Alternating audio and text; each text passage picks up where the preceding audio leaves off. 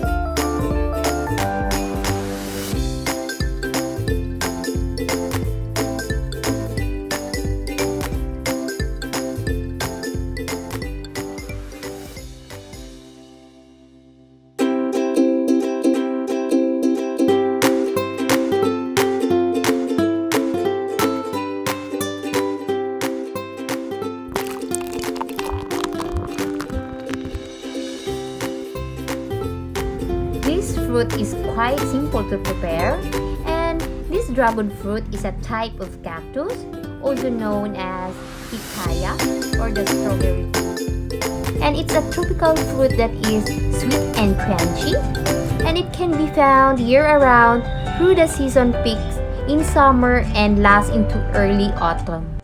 And did you know that this fruit has 4 varieties? The first variety are pink skin but one with white flesh, and the other one with red flesh. The third variety has pink skin but it has purple flesh, and the fourth variety has yellow skin but in white flesh. So here are the 10 benefits that we can get from the dragon fruit. The first one is high in nutrients.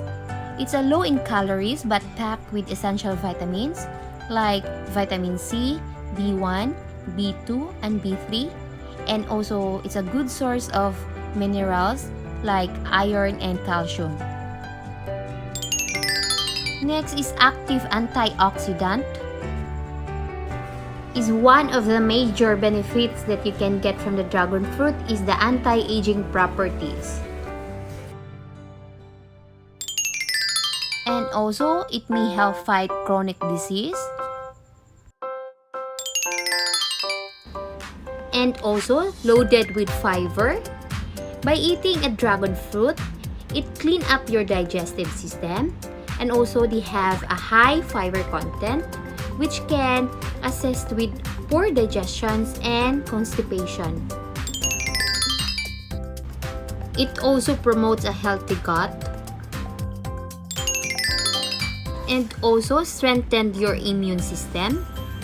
So by eating the flesh and seeds, which contain good protein and vitamin C, that will keep your body fortified and satisfied. It also may boost your low iron levels. This dragon fruit is one of the few fresh fruits that's a good source of iron. Next is also a good source of magnesium. Next is heart healthy. Based on my research, Americans have increased problems on maintaining cardiovascular health. Fortunately, this fruit has amazing superpower that helps decrease bad cholesterol levels and replenish good levels. Next is it fights diabetes. The high amount of fiber in dragon fruit can ultimately help regulate diabetes as it can stabilize blood sugar levels by suppressing sugar spikes. And the last one is reduce signs of aging. By eating a dragon fruit, which is antioxidant, it can keep the skin tight, and also it can even make a face mask using the fruit combined with honey as a natural alternative to anti-aging mask.